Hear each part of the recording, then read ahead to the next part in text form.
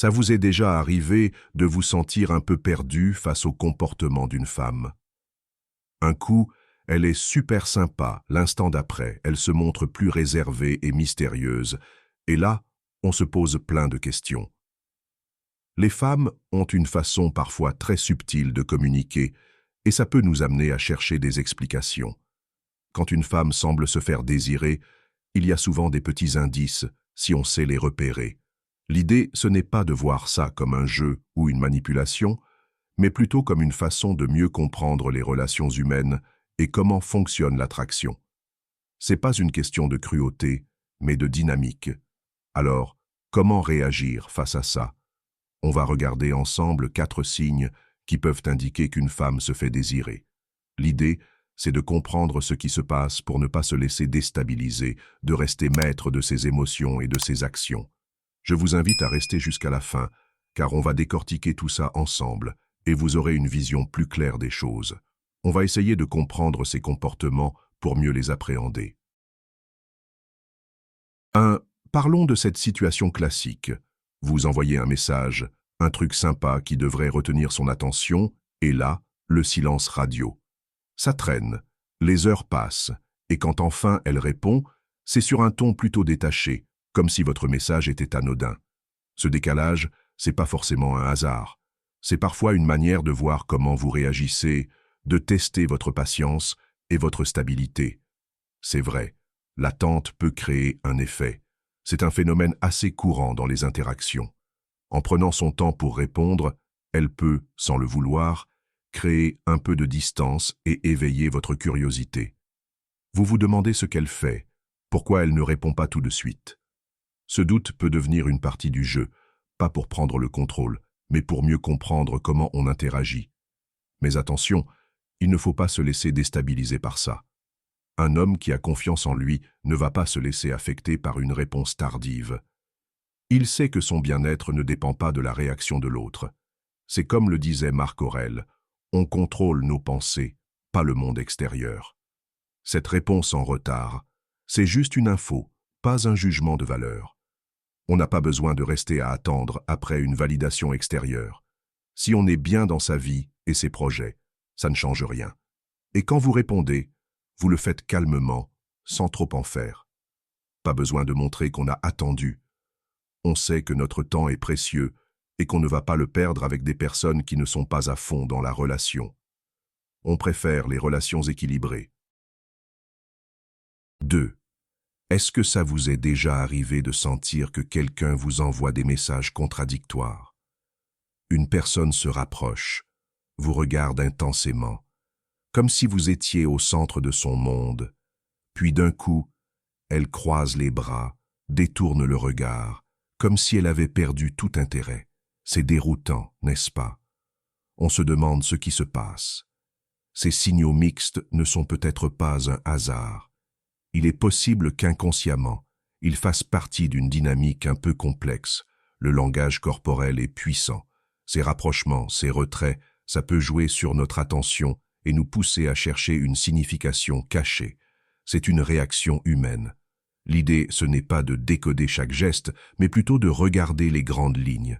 Peut-être qu'une personne ne fait pas exprès, peut-être qu'elle se cherche elle-même. Il est important de ne pas prendre ça trop personnellement. Notre équilibre émotionnel ne devrait pas dépendre des réactions des autres. C'est comme disait Épictète, ce qui compte, c'est notre réaction, pas ce qui se passe. Quelqu'un qui a confiance en lui ne va pas laisser le langage corporel de l'autre dicter ses émotions. On va plutôt observer les schémas de comportement que chercher une signification à chaque micro-mouvement. Si une personne alterne constamment les signaux d'intérêt et de désintérêt, il est peut-être plus judicieux de rester tranquille et de ne pas surréagir. Plutôt que de chercher à décoder tous les messages, concentrez-vous sur vos propres actions. Restez vous-même. Laissez l'autre se demander pourquoi vous ne réagissez pas comme elle l'attend. C'est une façon de rester centré sur vous-même. 3. On connaît tous cette situation. L'excuse du « je suis hyper occupé ». Elle est débordée de boulot, son agenda est plein à craquer, sa vie est un tourbillon, et du coup, un simple café, c'est impossible.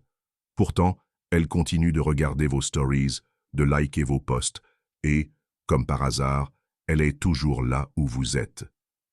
Est-ce vraiment un hasard?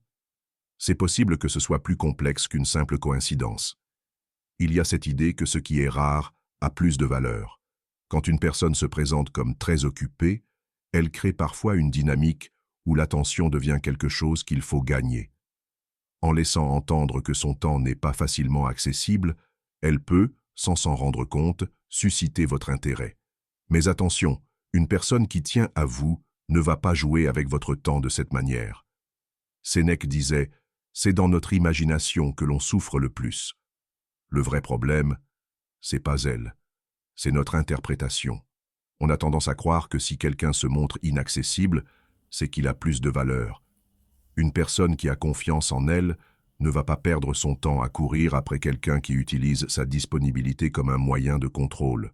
On reconnaît le jeu et on se recentre sur soi. La question, ce n'est pas de savoir comment réagir à ces excuses, mais de savoir comment on gère notre temps. Est-ce qu'on se laisse distraire par ces jeux ou est-ce qu'on reste concentré sur nos objectifs? Si on montre qu'on a mieux à faire, l'autre n'a plus que deux options, s'impliquer plus ou s'éloigner. Dans les deux cas, on a fait le bon choix.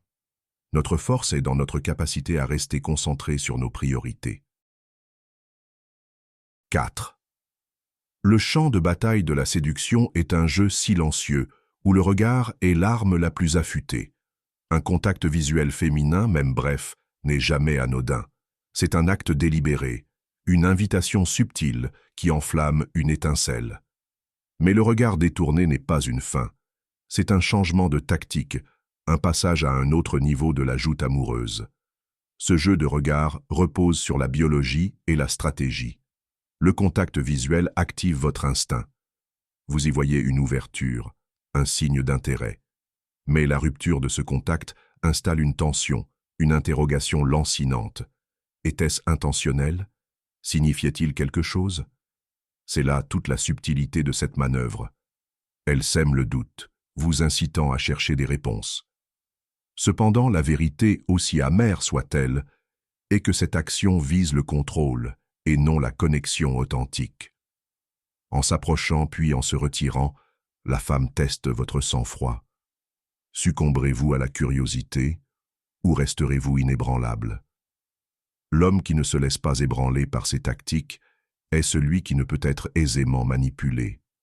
C'est cet homme qui impose le respect, au-delà de la simple attraction.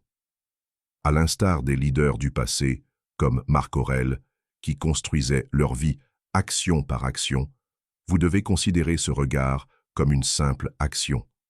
Ne laissez pas une brève rencontre visuelle définir votre réaction. Votre réponse doit être empreinte de calme et de détachement. Un homme de valeur ne se perd pas dans les conjectures. Il ne considère ni le regard comme une validation, ni le détournement comme un rejet. Il reste ancré dans ses objectifs, sa propre valeur. Si une femme souhaite réellement une connexion, ses actes confirmeront son regard. Dans le cas contraire, son regard n'était qu'une agitation passagère, incapable d'ébranler votre solidité.